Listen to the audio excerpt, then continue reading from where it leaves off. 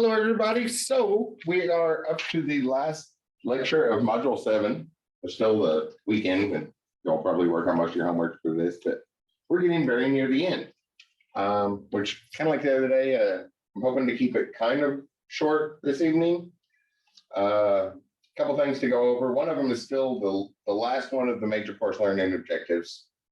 And then next week will also be short. I like to front load courses. That way, when we get to the end and you have the big projects to do, or most people have more than one class, so you probably have lots of stuff to do. There's time to do it. But we still have one more thing on the objective list to go over, and that was multi-threading. But for some reason, it had multi-threading, but not parallel processing, so I wanted to include that too. They're almost identical. There's a different library and one more keyword we need for parallel processing. So very, very identical. And sorry, I know that word just came out very bad. I have some toothache medicine on. So my the extra bottle I keep in my car is the kind that does the tongue numbing thing. And I just put some on a moment ago. So if I mispronounce words, it's like the dental thing. The tongue numbing toothache medicine was just put in my mouth like 10 minutes ago. So I'll try to speak clearly, but with parallel processing, it's almost the same as multi-threading. They go together, and computers don't even come in single cores. So we might as well take a look at that. And then we'll look at the Django with a style sheet. You saw the rest of that. The other one this week is the form input. We did that with that tip calculator example. Worked that in early so that there was more time to do stuff. I do the style sheets differently than Django. Until the online class ran last summer, I'm not sure if I'd ever even looked up what the actual proper place to put a style sheet was. I think I tried once, which was like stick it in the same place as the HTML folder. It didn't work. Tried sticking in the same place as the views. It's like, well, maybe it's pulling from right here. That didn't work either. So then I just went and did something else that works, which is a more general situation that will work in all sorts of places, not just Django. So we'll probably look at that. I did practice the proper way to do it last week and intended to practice that again this morning, but I didn't find the time this morning to get the practice in. So that default way might have problems with that. And just jump to show y'all what I normally do, because it works in lots and lots of places. Is this the one I want? Yep. So first off, though, we're talking about multi-threading.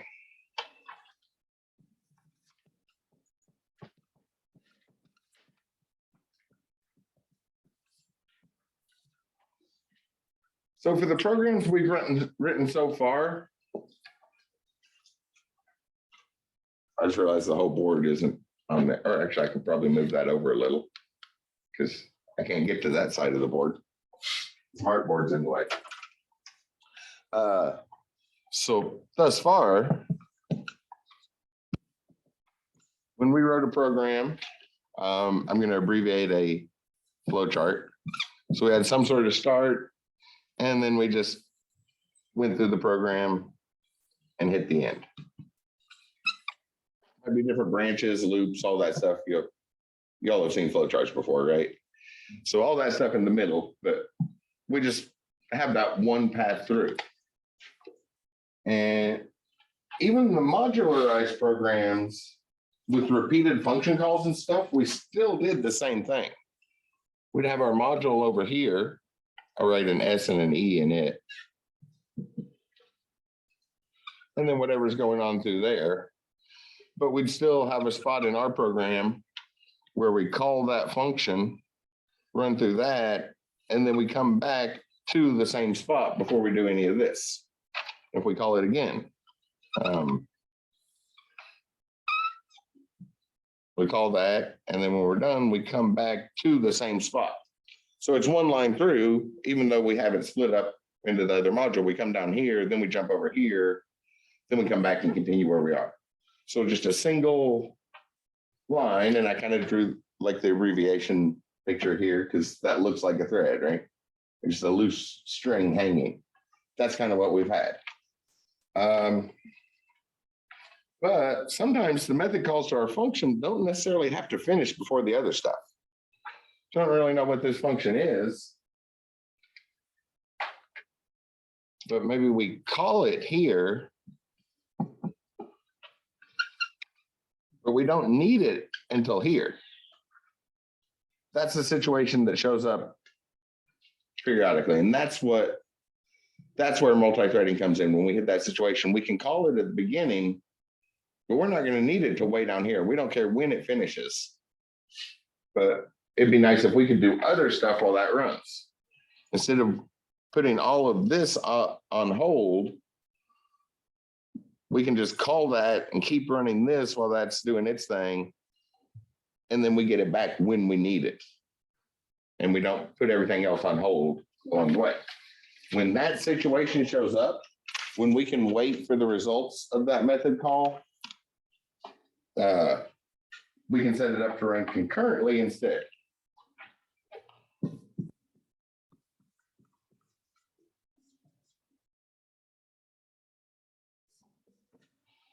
So then we have like our main, the start and the end, and then all the stuff passing through there, but our functions are independent on their own, and we're not going to need them for a while.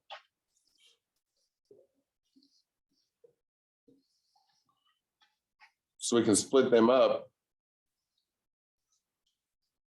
I'll do a couple functions over here. 3 is probably good. Start, end. And then up here somewhere, we'll call all of those. And then we'll wait till we get down near the end, and we'll just put all the results together. So on our payroll calculator, we read the data from one file, and we read the hours from another file by the time we got to that final version Monday. But there's no reason to pause reading the first. We don't have to wait till we finish reading the first file to read the second file. As long as we've read both files by the time we get to the calculation, everything would be good. So that would fit the situation. We don't have to wait for this in order to do this. But if reading that first file required us to get an index or an ID so that we could identify which ones were which in the second file, then we couldn't do multi. Then those would have to go in order. So if this method depends on this method, or anything in here depends on stuff we're going to get back, we can't do that. But when we just have a bunch of stuff to do, and they're all independent, they don't depend on each other, as long as it's all done by the end, then multi-threading is a much better way to go. It's a machine. It still does one and only one thing at a time, but it switches between them. So what's going on then is it'll make this call. So it'll make all 3 calls. And then there's actually 4 things going on. So it might go a little bit through this one. And then it'll go a little bit through this one, and maybe just barely start on that one and go halfway through that one.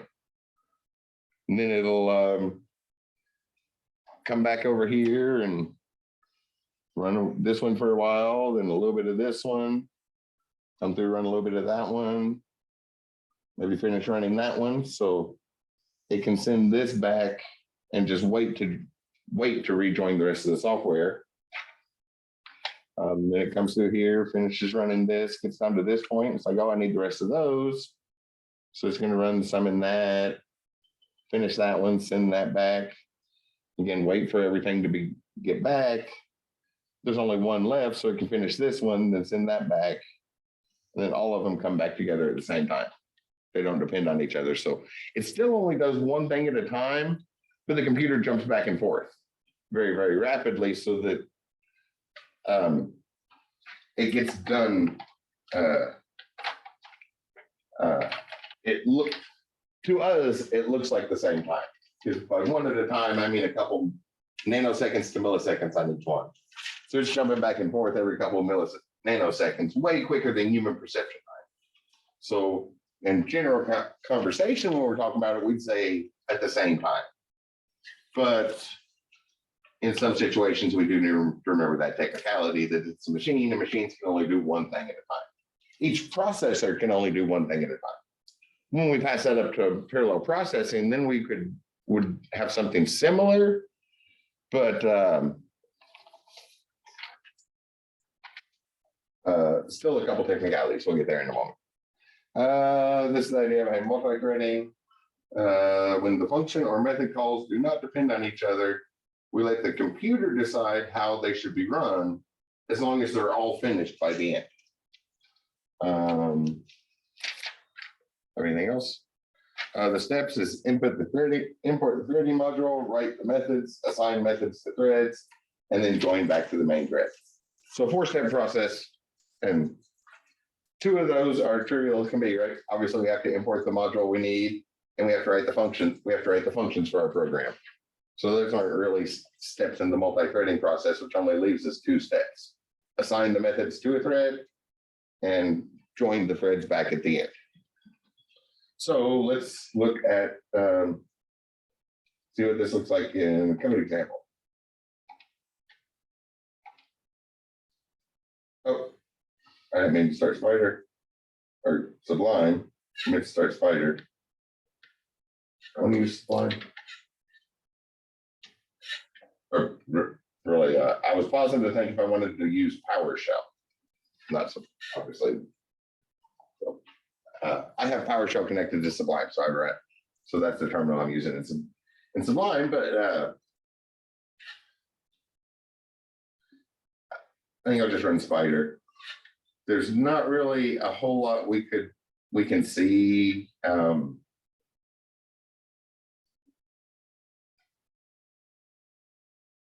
If I'll make sure my example here, where's the example?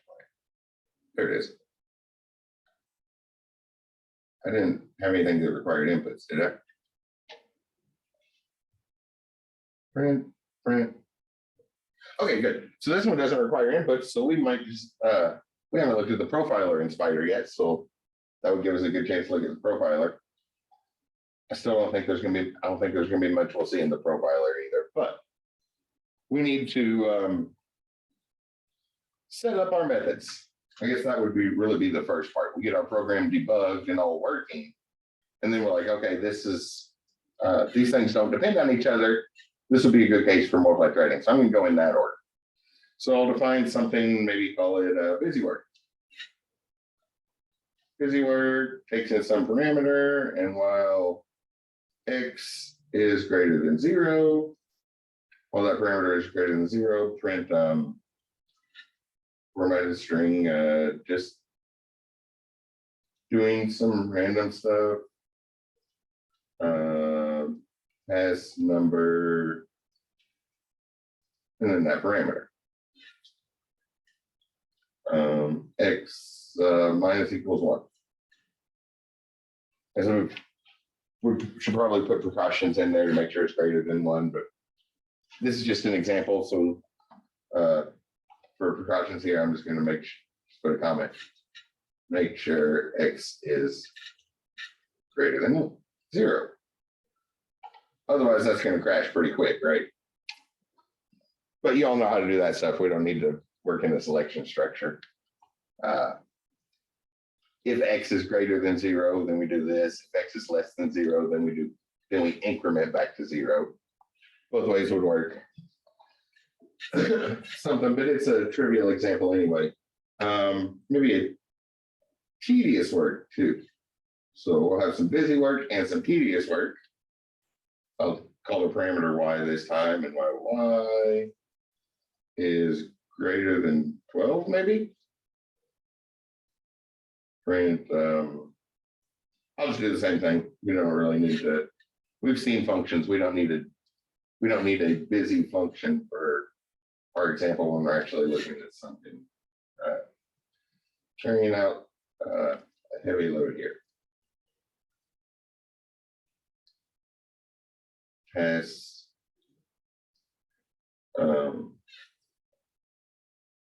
number y. Wait, let's say y minus 12. So y is always going to be something bigger than 12. I guess I should probably put some precautions, which I'll just put in a comment. Make sure y is really big. And then we can decrement y. Y minus equals 1. That's right. Then we can set up our main. So if main is equal to main, this is why I always dislike when Python, like introduction level Python textbooks, use a write a function called main, because that's already built into the language. We should be using the one built into the language, not writing a new one. There's some white space in here. So if name is equal to main, then we'll run those functions. We'll say call busy work with a 5, and then call tedious work with 18.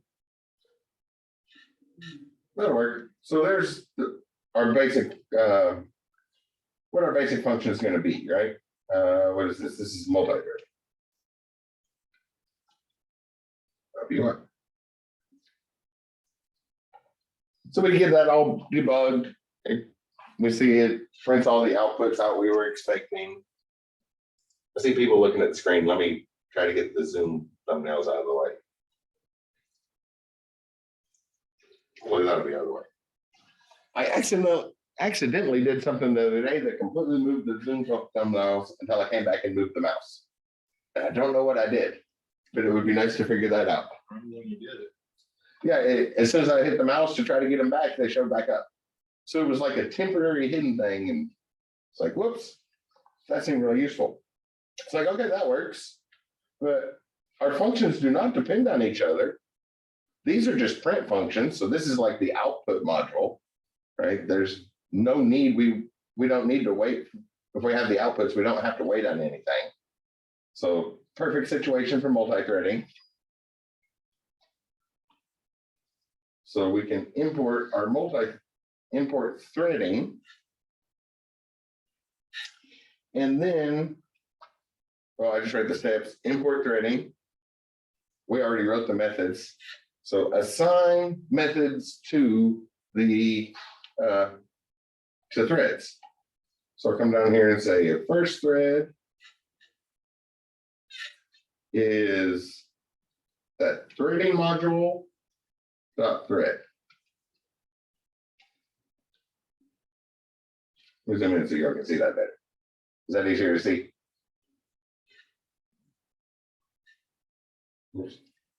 Control plus, there we go. That easier to see without turning around, Kyle. So just like normal, I did this sort of input to make the example clearer. Normally we would say from threading import thread, or from threading import all, import asterisk. That's the way I usually do it. But it's a little bit clearer in the example. So that uses the thread object, assigns this method to one of our threads. Left second thread is again threading the thread of class.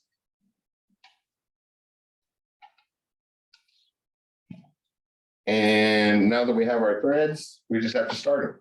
So first thread dot start, second thread dot start, and that is, I did not use camel case, did I? Let me fix that real quick.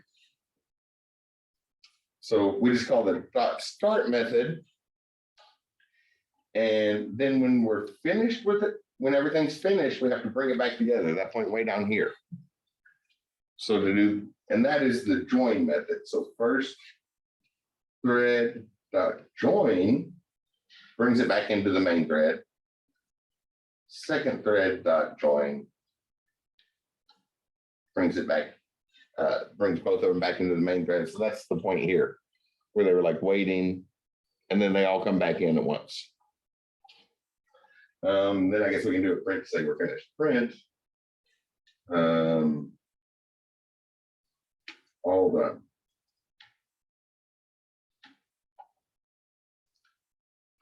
So run this now.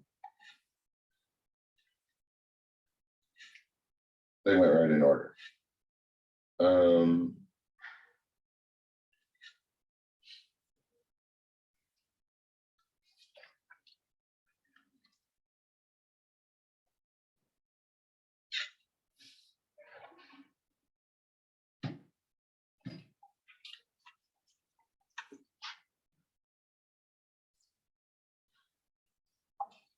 So sometimes that happens. I might need to just increase that parameter size just to see if it switches it up after a minute. Let me try running it a couple times. No, they're small enough, it's going to go all at once. So let me add some stuff, 54 and 81.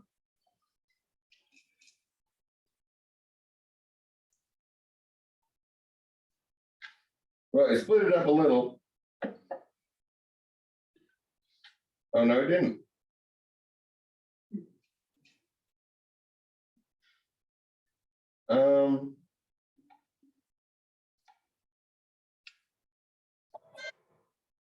So maybe 8. Let me go back to this.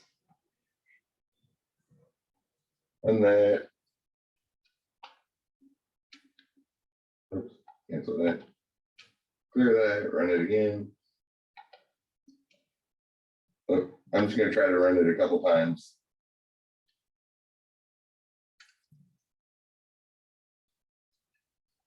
Well, oh wait. I'm going to comment this out. Oh, no, that's not it. What's the comment out in Slider? Is it Alt 3? Nope. Control 1. Control 1. That's what I was looking for. Yeah, it's just too short to be splitting it up. I guess I could have done something different. Did I have a different example in this other one?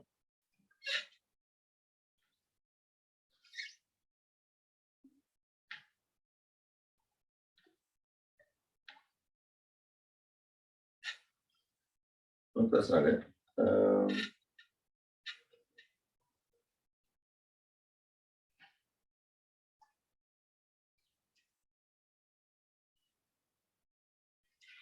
Okay, well, that's the syntax. So that's all we really need to do for that. And that is synchronous threading.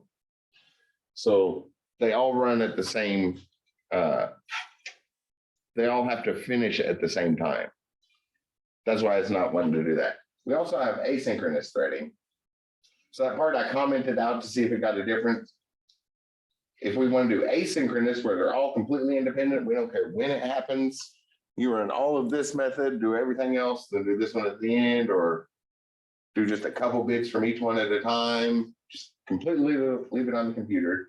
To do it asynchronously, we do have to have the join method. So I'll uncomment those, and we pass it in a little bit different. So instead of passing the parameter directly, actually this might work for the other one too.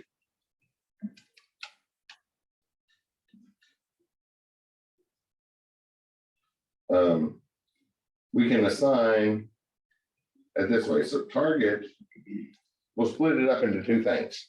So target, and then we pass in the args. Args equals, and it has to be something special. It has to be a collection. So a list, a tuple, a dictionary, something like that. Probably not a dictionary. Dictionaries get complicated. I shouldn't have said that. A set, a list, or a tuple. One of our simple collections, I usually go with a tuple. And then we pass in the number we need. So this will probably work. And then a comma and leave the second parameter blank. And the second element in that tuple leave blank. So normally that as a tuple would cause an error, right? But when we pass in the args this way, it'll fill it in. And notice no asterisks. It's not the pointer args. That's just what they called it for arguments. They just stuck with that convention.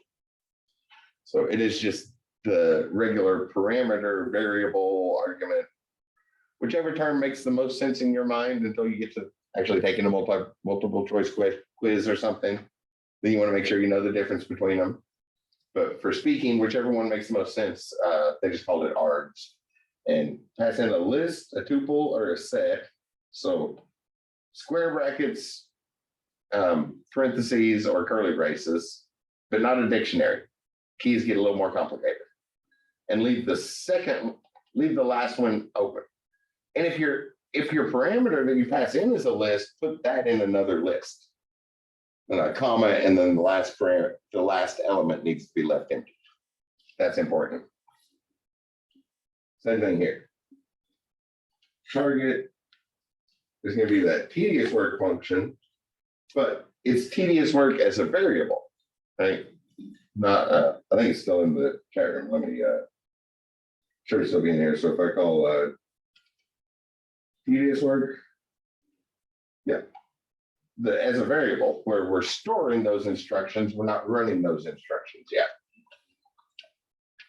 And then args equals, again, a set, list, or tuple. Sorry about the num tongue thing. That does make it a little bit difficult to makes it a little bit difficult to lecture, but or not difficult. There's way worse things that could happen, but difficult to pronunciate words correctly. I have to slow down, focus on what I'm saying. So we call it that way. That gives us the asynchronous multithreading. That's the one we usually want to do. So split up your function call and make sure that it rejoins. I think we can call them both this way.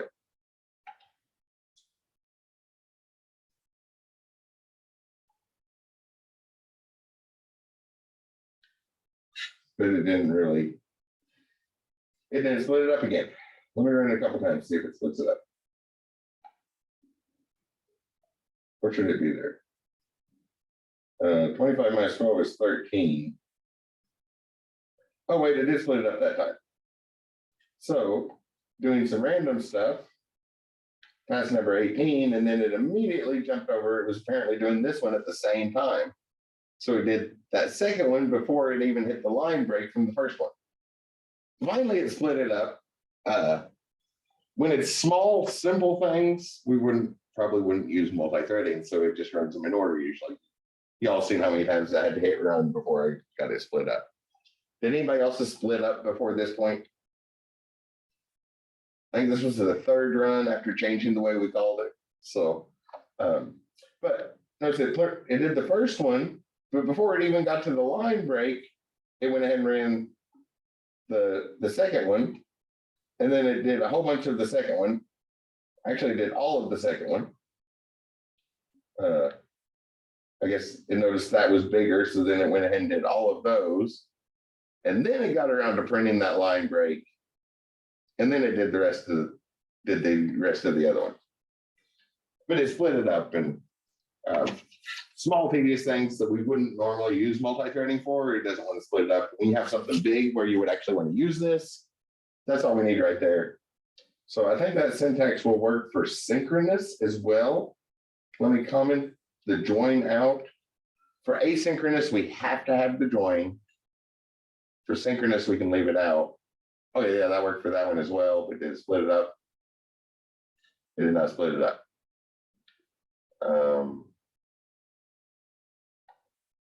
Try it again. Yep, it does not want to split it up.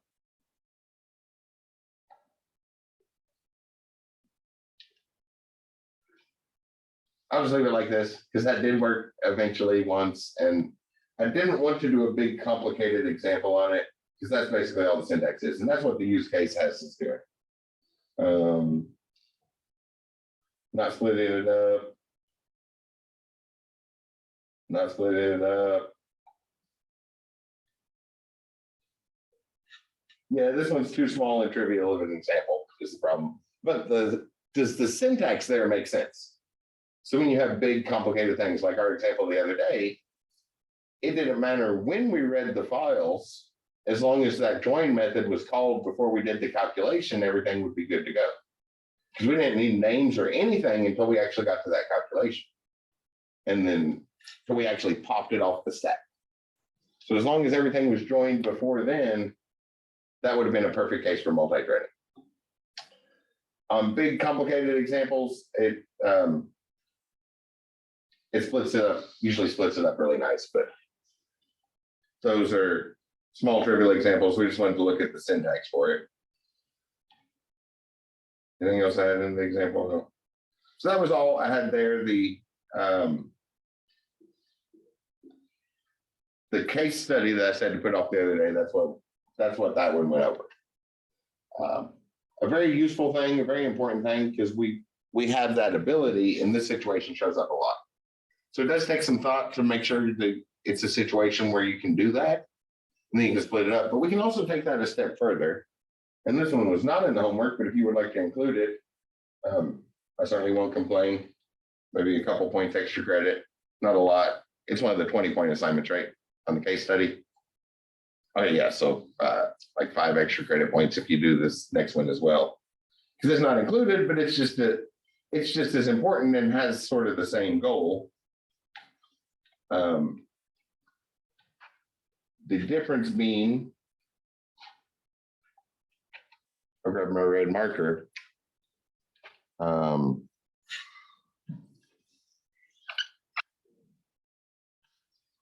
This would be on core 1 of our CPU. This one over on core 2, and maybe this one over on core 3. We can put it on different CPU cores. And then they really do run at the same time, because that one at a time is one thing on that CPU. Everybody knows that, right? Multiple cores is really like quad core is really 4 CPUs on one chip. And in order to take advantage of that, so all machines have it, we need we have to actually set our code up to do it. We have to be in that situation where we can split our code up. So if you just have something where you design a bunch of classes and then bring them into a file and start calling methods from them, it would not work. Because if you have a bunch of classes and you're calling the methods from them interchangeably or mixing back and forth, there's not a nice clean spot to split it up. You're going to need, you need the class, the instance of the class, and probably the other classes and primitive data, or Python doesn't have primitive data, but the stuff like primitive data at the same time. So it would all intermix. So it does have to be this situation again, where we can wait, or where, yeah, we don't have to come back to the same spot we called it from. We can wait till later to bring it back. Not necessarily the end. Like I keep referring to the example from the other day. We wouldn't want to wait till we could read both files asynchronously, but we wouldn't want to wait to the end to bring them back together, because we need to bring them back together before we pop things off the stack. We need that data by the time we pop it off the stack. Or I guess we'd be about halfway through the program before we need it about halfway there. So it's different points where we have to bring it back. But let me go ahead and save this so it's ready to run parallel. That'd be why. So I'm gonna give it a name parallel and zoom in so the people in the room here can see the screen. Add a bunch of white space in case that's needed. Similar steps. The first thing we need is to import multi-processing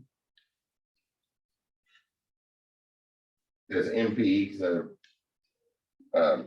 multi-processing and a lot to type. So just making it a nice short thing, easy to type. I'm going down a little. Let me go ahead and jump down here and write the if name is equal to main. We can do a quick check and say print mp dot pool, and for that we want mp dot cpu underscore count function. Do those names make sense? In our modern world, those are things that should almost fit. They show up in normal English, right? Our the pool of CPU cores we have, and just count how many CPUs we have. Oh, I almost forgot to make an interesting note. A couple times this semester, on day one, we looked at emojis, right? I pointed out that that's like normal English now, right? We use that as, I use my emails. I constantly get business related emails that include emojis. Did anybody see the announcement last week? The SEC now has regulations that include emojis. It doesn't get much more of a professional setting than that. It must have happened if like a board executive sends the rocket emoji to an investor, so they can be charged with insider trading. And that's not the only one, but the rocket emoji is very obvious, right? That's what that's the exact words the SEC stated, is there's only that could only mean one thing between a board executive and an investor. But emojis are included in SEC regulations now. My mouth is numb. Securities Exchange Commission, if it wasn't clear what acronym I was saying. So emojis are, it doesn't get more professional than that. So it is officially part of our language. An important thing. Avoid the rocket emoji, or avoid that one, because you don't want to be implicated in insider trading for the business with the business you're working on. But there's a couple others. There's a chart one. It's a list. It's easy. It'll be easy to find, and it'll probably be refined over a couple years or so. But keep that in mind to look that up and make sure you don't accidentally write any of the regulated emojis in business sort of software. SEC. What's that? What's the regulation? The SEC, Securities Exchange Commission. The ones that in charge of investigate white collar crimes. So like insider trading, embezzlement, the rich people crimes. That group. Oh, I guess we can go ahead and run this. Sorry, I meant to say that earlier and forgot, but that's a very useful thing. There we go. So we got back multi-processing pool. I thought there was a default statement on it, but the important thing is size equals 4. So I have 4 cores on my cheap laptop from Walmart. And I'm pretty sure I've said it before. I use the cheapest laptop at Walmart. Whenever I treat hardware as disposable. When one breaks, I throw it away and go back to Walmart and buy the cheapest one off the clearance rack if I can. Sometimes there's not much on the clearance rack because it's Walmart. So people go to Walmart and want cheap computers. But I just go in there and I explicitly say I want the cheapest one. Last time I went in there, I barely had to ask. You guys like, oh, I got it. And he welcomed me back and came out with 3 computers. Like, which one do you want? Like 120. He's like, well, the 120 is the cheapest, but there's a 155 and a 160. It's like, you might want to step up from the cheapest. Like, they're used to me replacing computers. But the cheapest computer off the shelf at Walmart has 4 cores and a GPU. We see those things. Oh, I almost forgot the other announcement. So there's another announcement. I better make a note so I don't forget it. Oh, it is in my notes. Okay. NVIDIA announced the lineup for the next conference, the GTC Developer Conference. NVIDIA's annual conference isn't like Apple's that has just become a commercial, and the programmers and hardware people know about it and well in advance. NVIDIA's conference is still a developer thing. We'll talk about that here in just a moment after we do the parallel, look at parallel processing, because that's sort of important for us.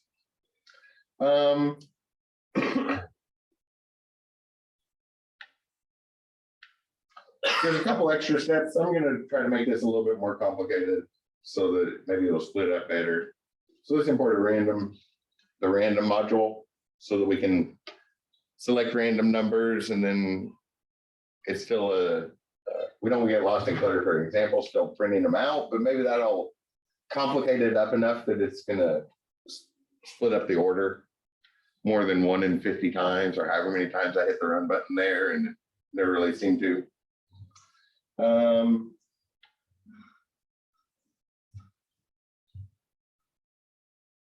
And there's an important thing that we will need. I'll give it a name here. So our asynchronous results. So async results, that's your name for it. I'll do it in camel case this time. It's going to be an empty list. We need a list to put our stuff back in when it comes from the processors, because it's coming from several. This is different CPUs, right? Different RAM chips. It's completely separated, so we have to reorganize it when we bring it back in. So we have to have a place to put it. Must have a place to put the results, or to put the pieces. That's a good way to phrase it, because it's still the separate, like separate threads, only they're on different cores. So different cores, so we can't just bring them right back in. They're not on the same RAM chip. They're running it through different accumulators on different RAM chips, different registers. So we have to bring back in all the pieces, and then we put it back together. I don't know, let's do adding, define, adding, and we'll pass in some sort of array.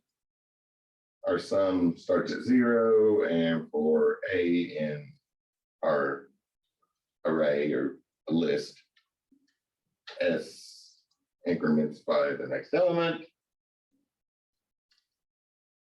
And then we'll return that sum. I guess summing would have been a better name for that. We'll add up all the stuff in a list. We'll get that list ready here in a second. Then we need to define collect results. So we need a method to bring that stuff back together. It's going to take in a parameter. We'll see what that parameter is going to be in a moment. And that list we created, so async results dot append the new results. Everybody see what that's doing? We'll grab the next result we get back and add it to the list. So we have the empty list and just a method that we can call over and over again to fill up that list.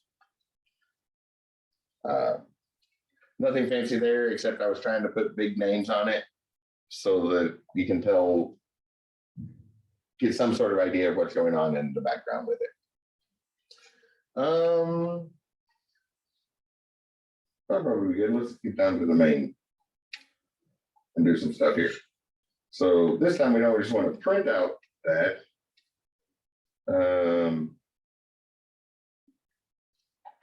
We'll need to use that. So cores equals that. mp.pool, mp.cpu count, and it, notice it's a multi-processing pool object with a size equal 4. So we're going to think about it like the number 4 while we put this together, but it's not the integer 4. It really is 4 cores in the pool for the virtual object representing it. So it's a little bit more. That's why I wanted to print that out. An object, the number 4 is in there, but that's the only one we really need to think about when we're developing our algorithm. What I have here, let's maybe this will split it up a little bit better. So data is an empty list. And for I in range of 26, 25, I don't be a good number. Data dot append I.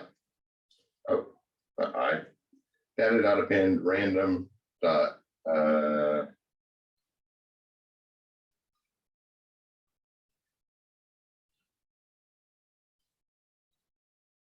I'm going with random. I was debating on whether it would be good to go with rand int, but random, which is going to give us a floating point number between 0 and 1, is going to take up more of our resources than if we had a bunch of integers. And since that last one didn't want to split up very well, the whole reason of doing random numbers was to demand more resources, and hopefully it'll split it up better.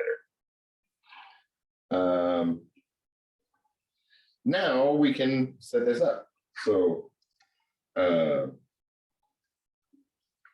look at it synchronously first. Synchronously.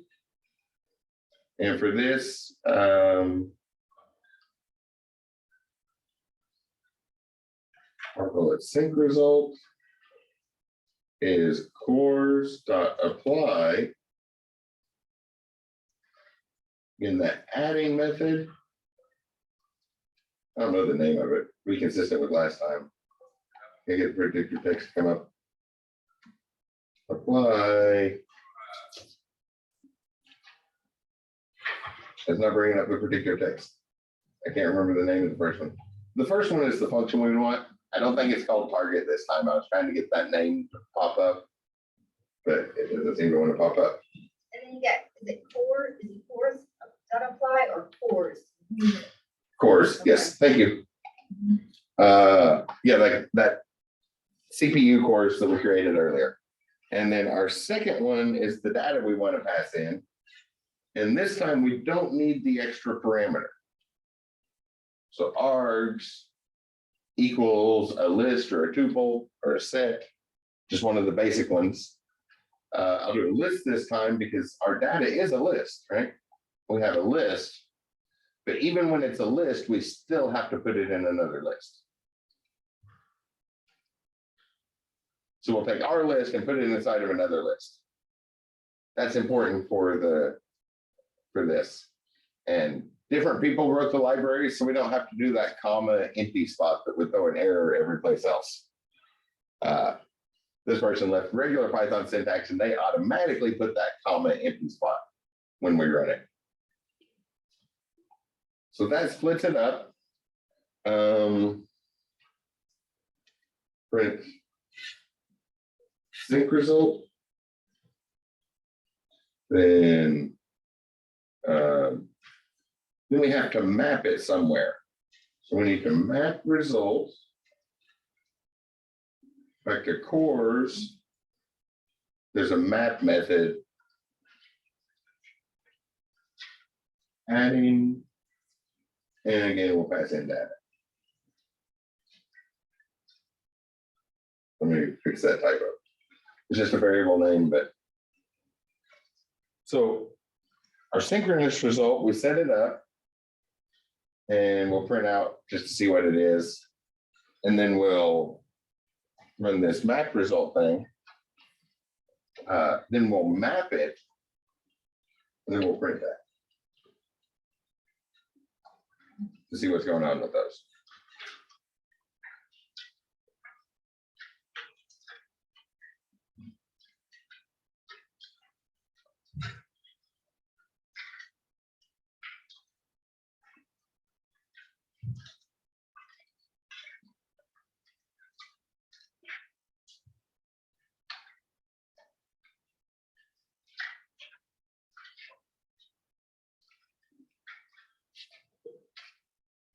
Oh, this is doing it one at a time. So notice the first one gives us just the number, and the second one gives us the list. Why is it only doing this one at a time? Do I have something else in my?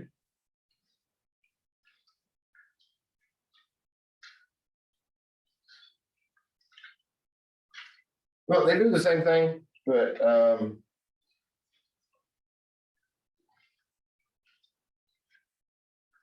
I not do this? Do this does. So, no variable. Which is very confusing. Oh. I see why it's doing it one at a time, because it's in the for loop. Sorry. The for loop was supposed to just fill up our data. And then after the loop, then we do this stuff. Okay. So we try running that now.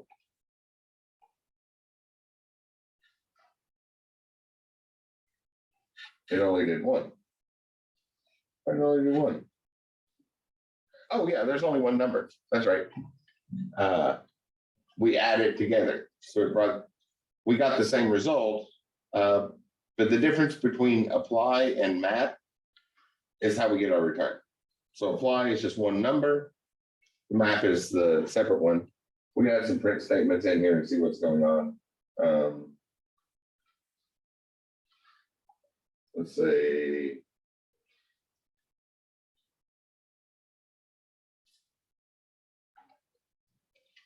Print data I. And then up here. Oh wait, here's print the whole array again.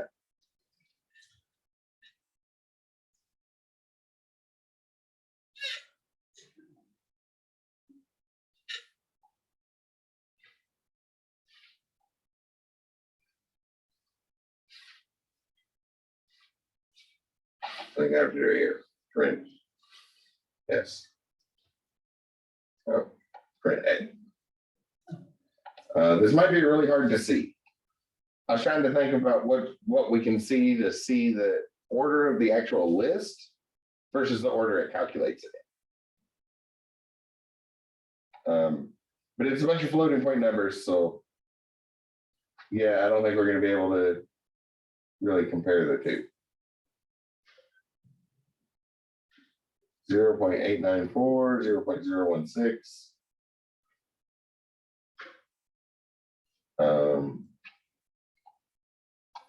Oh yeah, this is. Print a couple empty lines.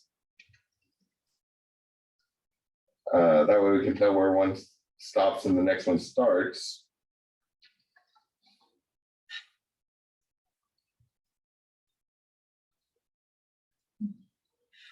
Oh, I didn't even print those out. Never called this print statement. Any thoughts on what?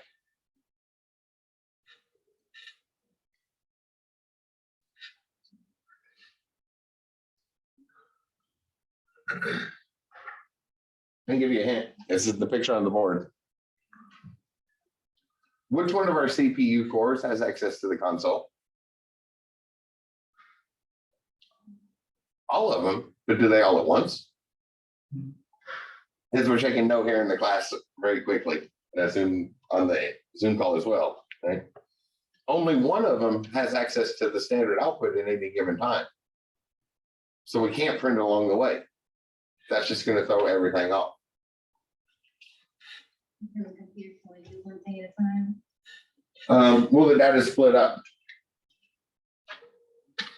Maybe this one can print, but then our main method can't print. Our main can't print, and these other two methods can't print. So if the first three elements went here, we could print those. Or think about a string. Hello world. If hello world and 3 exclamation marks. If hello is here, world is here, and the 3 exclamation marks are here, how do we print that? We can't. And we can't until we bring it back together, right? So there's no printing in the parallel process. The difference between printing is the string concatenating it. Oh, well, we can't even do that because they're on different CPUs. Oh, they're hello. or- Yeah, it might as well be. I could, we think about cores that way, like, hello is on that computer. World is on that one back there in the corner, and exclamation mark is here on my laptop. Right, how do we print that? We have to bring them together somehow before we can print it. Is that where the join comes in? Yes, well, that's automatic in the parallel processing, but yes, that is exactly what join does, but we can still print multi-threading. Threading isn't split up as much, all the threads are still on one core. So with multi-threading, there's just one box and they're still running on the same core, and our other 3 cores are doing other Windows things on my machine. Really, I was just putting that in there to show we can't print. Take it out. We can't print any more than it if we had them all on different machines. Until we email them all to the same machine, then we can print it out. But if they're on different machines, there's nothing we can do, and that's how the cores have to be treated. So while it's moving through parallel processing, you have no access whatsoever to the rest of the stuff. That's the big one. Otherwise, it's just like the with multi-threading, we still have access to the other stuff. The thread might not be all the way finished, but we can print things out from it and things, stuff like that. We also have asynchronous multi-threading. Or sorry, we already looked at asynchronous multi-threading. Asynchronous and synchronous in the multi-threading is just the join. Leave join off in your synchronous. Include the join, explicitly write the join method in your asynchronous. Parallel processing, we have different methods. So cores dot apply async. We want the same thing, so adding in our oh, there it is. Oh, it doesn't even have a name. They didn't even give the function a name. That's why I couldn't remember. I guess that's why I couldn't remember the name. But the first parameter doesn't have a name. It's it wasn't written in Python. We're just accessing it from Python syntax.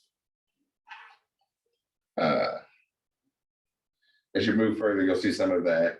Args is still going to be our data. And we have to add it to a list, even though we have a list, it has to be put into another list. If we had a triply nested list, right? A list of list of list, we'd still have to put it into another list to send it to this method. But we need one other thing. We need callback. And that's where we created that array earlier for. The asynchronous results array. This one is in random order, right? It's going to jump through the code. It's going to split it up into a bunch of different chunks. It's going to throw it all over the place on different cores. It's going to automatically auto thread it, and it's not going to pay any attention to how it runs. It's just like do all of this stuff, and then we leave and come back when the machine's finished with it. So it has to be put back in order. So that's why we needed that list to put it in. And then that function to fill up the list. We pass in a parameter and it adds it to that list. So a callback function is where we are sending the return.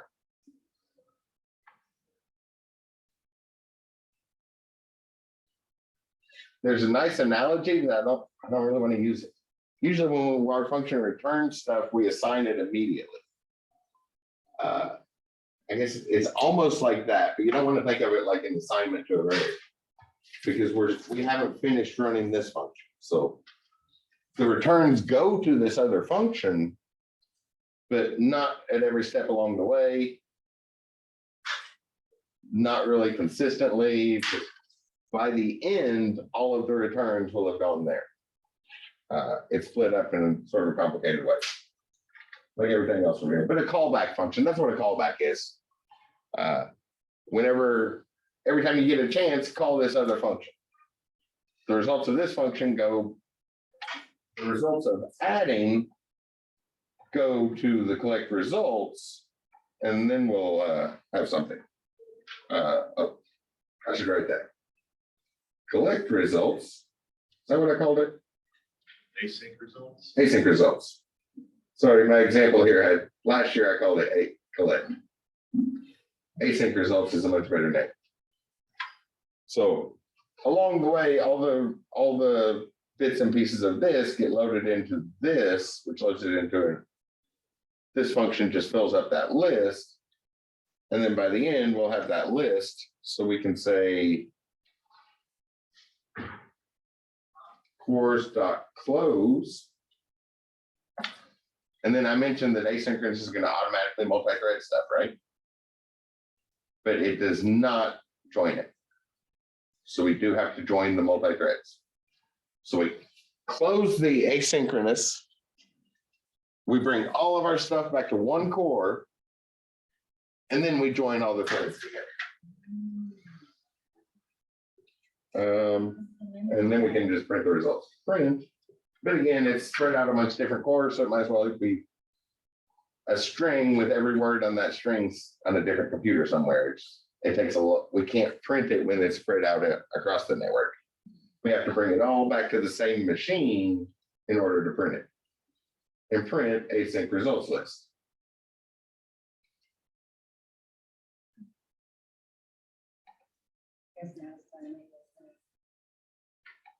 Wait, where's that empty?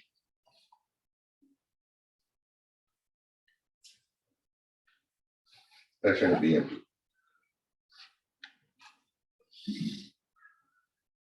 Course dot apply async. Adding args static, callback is async results. Then I'm going to add a comment in here. Actually, I'll add a block comment. Is it Control 4? Yeah. Do other stuff here. All right, well, we can do other stuff while we're waiting on that stuff. And then when it comes back, course.close. Course.join.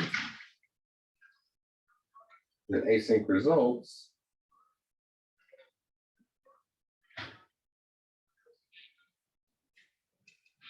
Did I spell something wrong there?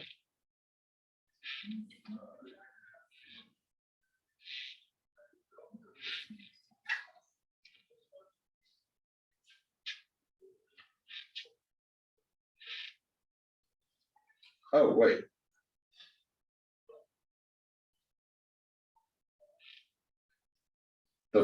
We want to call the function. It's a callback function, not callback list. Because calling back a list doesn't do anything. Sorry, I had it right the first time. Those names were close to each other. Collect results, and then collect results function throws things into the async results list. There we go. And we got that solution back at the end. Let's see if profiler do anything here. We go to, for those using Spider, go to panes. Halfway down, there's a one for profiler. If you turn that on, we should be able to take some telemetry here. If you have an input, you can't, because it'll sit there and wait for input forever, and it can't automatically get in. It can't automatically give itself input. But we don't have any input, so maybe profiler will work here. I've been looking for a chance to use it and haven't really. All of our examples always involve input. No input on this one. Is that our source? Oh, under run. So once that window's open, go to run and run profiler. And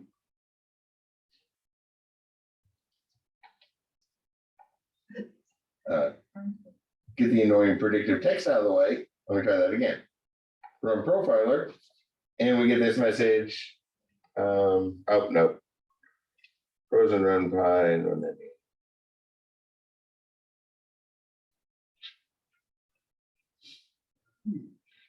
Oh, profiler might not work here, but, oh, actually it did.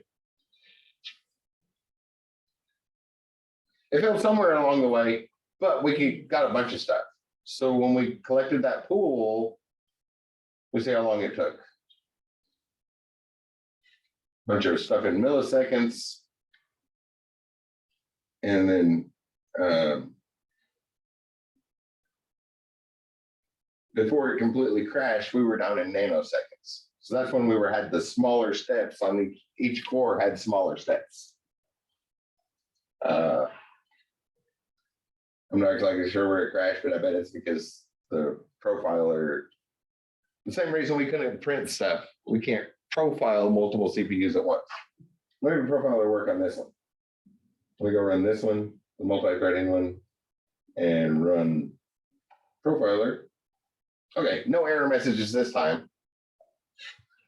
But loading everything in was in milliseconds. And then we're down to like 1.1 nanoseconds on stuff, 1.9 nanoseconds. Yours is faster than mine. Yours goes faster too? Here's add 5 nanoseconds. Current thread. Wait, that's not ours. Where's ours? It's a current thread. Wait for clock. Oh, look at that. Waiting took longer than any of the steps around it. Waiting for the computer to release the lock so that it can move on to the next step, right? Like a file lock, right? We can't, if we open 2 versions of the same Word document, we can't edit them both. You all seen that? It gets that little padlock. We have the same thing in the background on programming. We don't see it very often. But on our multi-threading one, it looks like waiting for that lock to undo was the longest thing. Way longer than any of the threads it ran. 4.9 nanoseconds versus 22 nanoseconds. So yeah, 5 nanoseconds to run it, and then 23 nanoseconds to move to the next one. So most of the time there was just spent waiting. Mine took almost 3 times as long. But there is that profiler. It can't handle inputs. So, well, it can't handle the console input, right? The input function. If you use the input function to read from a file, which you shouldn't do, but it's possible, then it's okay. Reading from files is okay. But reading from URLs and APIs are okay. But that input in the if it's the default set to the standard input, std.in, the profiler cannot read that. And sometimes we get crashes, but it gives you a bunch of measurements, and there's more stuff over here showing where everything is, how many calls it made. Oh, did async one give us calls? Oh, well, we can see it here because we have one function we need to run, right? And it just adds a bunch of stuff together. It didn't crash that time. I don't know why it didn't crash. It crashed the first time, but not the second. We have one function. It adds a bunch of numbers together. How many times should we have to call that function in order to get it to run? Well, here's where we start calling it. So we call it twice. Then we call it 2 more times. Then we do something else. Then we call it 4 times. Do something else. Then we call it 3 times. See, I'm looking at the file name. That's how I'm telling which one it is. So built-in is part of Python interpreter. And the one that's obviously where obviously this file is when we called that function here. Then we called it 3 more times. Then we called it 2 times. And eventually that's going to add up to 25, right? But we pass in a list. So with our normal single core, non-multi-threaded, we'd make one function call. But here you can see in the profiler, we're making 25 function calls. But machines are not like humans. Lots of small steps is always better for the machine, right? Remember, ones and zeros. A machine can do something small or it cannot do anything. That's the options we have. So the more small, simple steps we can take, the better it is for the machine. So 25, calling that function 25 separate times from 3 different cores, split up into multiple threads on each core, that's breaking it down little pieces. So instead of that one big 25 things we have to do all at once, we have 25 little bitty things. Way better for the computer, way better for the machine. And when things get big, that's important, but we can see it just in this small example here. All right, almost time for a break, but did you notice how I was much more concerned with parallel processing than multi-threading? I copied the homework from this Ivy Online statewide course shell, and they put in multi-threading, but I am much more concerned with parallel processing. Multi-threading is easy, right? That probably would have been your guess for the module. It'd have hopefully been near the top of your guesses for how to thread stuff without even looking it up. It's like, oh, maybe there's a threading module. You might not have known. You probably would have guessed start. Probably would have guessed thread object, but not know the parameters. And leave off join, and it's synchronous. And explicitly write join, and it's asynchronous. You can also call it like a normal function to make it synchronous. But a lot of that was hopefully stuff you would have guessed if somebody just said, can you take a guess at what we need for the multi-threading? Parallel processing, I was a little more concerned with. Hopefully the way we spent more time there makes sense. And the profiler, we haven't really looked at that. If you have Spider, go to views, and under panes, turn on profiler. And then under run, you have a button to run the profiler. There's probably another button somewhere in the toolbar. I'll never use the button in the toolbar, but that's very, very useful. That's the approaching the computer science stuff. You did take all these measurements, looked at the calls, ran the disassembly, stopped multi-threading so you could run the disassembler to see the assembly language. You'd really get an understanding of what this machine is doing at that base level, right? So we have built-in measuring tools, basically. Do I have anything else about that? Oh, no, I'll talk about the NVIDIA thing after the break. Any questions about that? Give that practice. I'll put some extra credit points on if you do the multi-threading one. Or sorry, not the multi-threading, the parallel processing one, because that was not covered, and I kind of feel like that's more important, because you're not going to find a single core these days. All right, that was a few seconds of silence. I assume that means no questions. So 10 minutes sound good to everybody? And then we'll look at some stuff on Django and sort of an announcement I want to make. I will see y'all in just a moment.